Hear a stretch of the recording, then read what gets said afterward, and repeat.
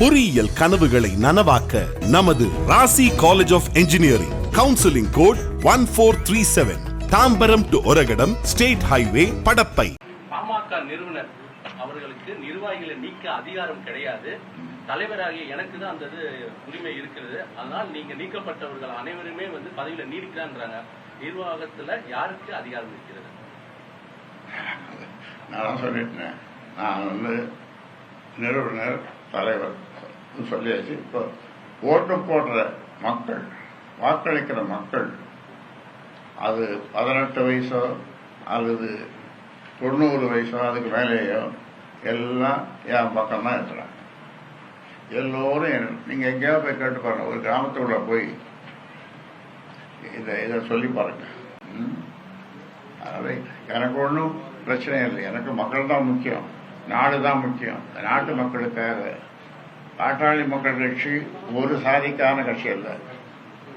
தமிழ்நாட்டில் இருக்கிற 324 சாதிக்கு 324 சாதிகள் சமநிலையோடு இருக்க வேண்டும், சமூக நீதி பெற வேண்டும், கல்வி பெற வேண்டும், பொருளாதாரத்தில் சிறந்து விளங்க வேண்டும் என்று அந்த மக்களுக்காக 324 சமூக மக்களுக்காக பாடுபட்டு வருகிறவன் என்றாங்க. அதிமுக பேச்சுவார்த்தை கூட இந்த மாதிரி பிரச்சனை நடக்கும்போது திரு குருமூர்த்தி அவர்கள் தான் போனாரு. அந்த கட்சி நாளா உடைஞ்சிருச்சு. இப்ப அந்த மாதிரி ஒரு சூழல் பாமகவுக்கும் வந்துருமோ அப்படின்ற பயம் உங்கள் தொண்டர்கள் மத்தியில இருக்கு, மக்கள் மத்தியிலும் இருக்கு.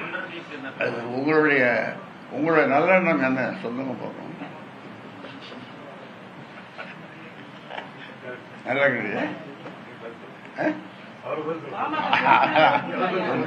பதில் சொல்லுவாரு. உங்ககிட்ட கேட்கற நல்லா கேள்வி.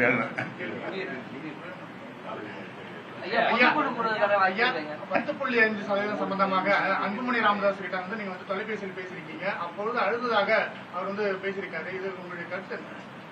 அதுக்காக அழணும், அதுக்காக என்கிட்ட நான் போய் தான் 1/2 மணி நேரத்துக்கு மற்ற கோட்டையெல்லாம் ஒரு வகுப்பே நடத்துறேன். நம்முடைய தமிழக முதல்வர் எதிர மற்ற 6-7 அமைச்சர்கள், ஒரு 10 செக்ரட்டரிஸ், செயலாளர்கள் எல்லாம் உட்கார்ந்து இருக்க நான் ஒரு வகுப்பே நடத்தினேன். சமூக நீதி பற்றியும் சாதிவாரி கணக்கெடுப்பு பற்றியும் அதே மாதிரி 10.5 பற்றியும். இப்போ இந்த கூட்டணி பேச்சுவார்த்தை இந்த விஷயங்கள்லாம் இப்ப தொடங்கிரும். இப்ப இந்த பிரச்சனை இருக்கிறதுனால யார்கிட்ட பேசுறது அப்படின்ற ஒரு குழப்பம் கூட்டணி கட்சி உங்களை அணுகக்கூடிய தலைவர்களுக்கு இருக்கும். யார்கிட்ட பேசணும்? பாமக பாட்டாளி மக்கள் கட்சியோடு கூட்டணி வைத்துக் கொள்ள வேண்டும் என்று விரும்புகின்ற கட்சிகள், அவர்களுக்கு தெரியும், நல்லது கெட்டது எல்லாம் தெரியும். அதனால அவர்கள் முடிவு செய்வார்கள். பாமக பொதுக்குழு நடந்து 3 வருடத்துல பதவிக்காலம் நீடிக்கலாம். அப்படி பார்க்கும்போது பாமக பொதுக்குழுல தேர்ந்தெடுக்கப்பட்ட பதவி இல்ல, இன்னும் 3 வருஷம் அவருடைய பதவி முடிஞ்சிடுது. ஒரு தலைவர் என்பது 3 வருஷம் தான், அது முடிஞ்சிடுது. மறுபடியும் ஒரு பொதுக்குழு கூடி தேர்ந்தெடுக்கும். தலைவர் அன்புமணி என்பது இப்ப காப்பந்து தான் இருக்காரு. பொதுக்குழு பதவிக்காலம் முடிந்த பிறகு தலைவர் பதவி என்பது இப்ப காப்பந்துல தான் இருக்காரு. நிரந்தர ஒரு பொதுக்குழு கூட்டணும், கூட்டி பொதுக்குழு எப்ப கூட்டுறதா? பொதுக்குழு நிறுவனர் அவர் எப்ப நினைக்கிறாரோ அவர் கூட்டுவாரு. பாட்டாளி மக்கள் கட்சி 2026 தேர்தல் எந்த தொலைக்காட்சி? பாட்டாளி மக்கள் கட்சி 2026 தேர்தல் நோக்கி செல்கிறதா, இல்ல யாருக்கு அதிகாரம் நோக்கி செல்கிறதா? தேர்தல் நோக்கி போகுது. மற்ற கட்சியெல்லாம், முக்கியமான கட்சியெல்லாம் கூட்டணிகள்லாம் பேசிட்டு இருக்காங்க, சீட்டு ஷேரிங் பத்தி பேசிட்டு இருக்காங்க. ஐயா, இப்ப நம்ம கட்சியில இப்ப யாரும் முடிவு பண்றது கூட்டணி குறித்து? நான் தான் முடிவு பண்ணணும். அதாவது அந்த காலத்துல திமுக கூட்டணி ஒரு காலத்துல, அப்போ 6 மாசத்துக்கு முன்னாலே போய் கலைஞரை சந்திப்போம். தொகுதி உடன்போடு அவரு கையெழுத்துப்போ நானும் கையெழுத்து, எனக்கு ஒரு தாள் கொடுப்பாரு.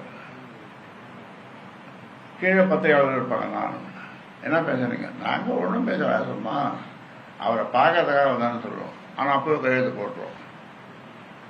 6 மாசத்துக்கு முன்னாலேயே கையெழுத்து போடுறோம். அதன் பிறகுதான் அதை வெளியிடுவோம். அந்த தேர்தலில் ஒரு வருஷம் தேர்தல் 6 எம்பி தொகுதியில் போட்டிக்கிட்டோம்.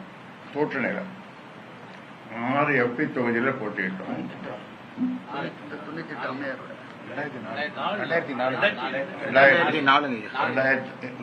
2004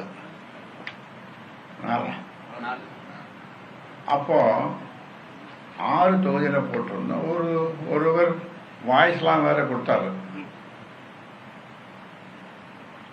6 தொகுதி ஒரு ராஜ்யசபா எம்பியும் ஜெயிச்சிட்டோம். எல்லாமே 100 விழுக்காட்டுக்கு மேல.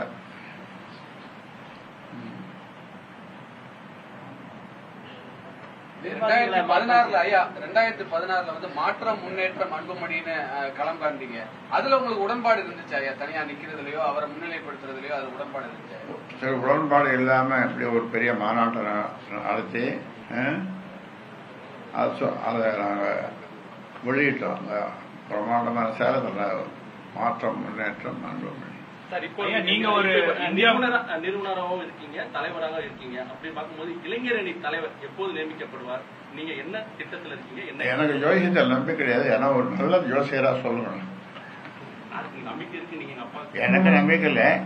ஆனா என்னதான் ஜோசியர் சொல்றாங்க கேட்கறதுக்கு நீங்க ஒரு நல்ல ஜோசியரை சொன்னீங்கன்னா நான் என்ன சொல்லுவேன். ஐயா, நீங்க ஒரு இந்தியாவிலேயே ஒரு மூத்த அரசியல் தலைவர். தமிழகத்திலயும் வந்து உங்களை வந்து நிறைய பேர் மதிக்கிறாங்க. பெரிய அளவுல நீங்க எடுக்கக்கூடிய முடிவுகள்லாம் எதிர்நோக்கி இருக்காங்க. அப்படி இருக்கக்கூடிய ஒரு சூழல்ல நீங்க ஒரு டஃப் நெகோசியேட்டர் அப்படின்வாங்க. எந்த பேச்சுவார்த்தை இருந்தாலும் ஒரு டஃபா பேசுவாரு, தனக்கு வேண்டியதை அவர் பெற்றுக்கொள்வார். உங்களுடைய இம்ப்ரெஷன்? உள்ளொன்று வைத்து புறமொன்று பேசுவோர் உறவு கலவாமை வேண்டும். என்ன அப்படின்னா உங்களுடைய அப்படின்னா என்ன? அத முதல்ல உள்ளொன்று வைத்து புறம் ஒன்று பேசுவது, அவரோடு உறவு கலவாமை வேண்டும். நான் எனக்கு அப்படி பேச தெரியாது. அப்படி இருக்கக்கூடிய ஒரு சூழல்ல திரு அன்புமணி ராமதாஸோட பேச்சுவார்த்தை நடத்தி டஃபா நெகோசியேட் பண்றதுல இவ்வளவு பிரச்சனை உங்களுக்கு எப்படி வருது? என்ன எந்த இடத்துல அது டெட்லாக்கா இருக்கு? எந்த இடத்துல அது சரி வர மாட்டேங்குது? அது காலம் போக போக தெரியும்.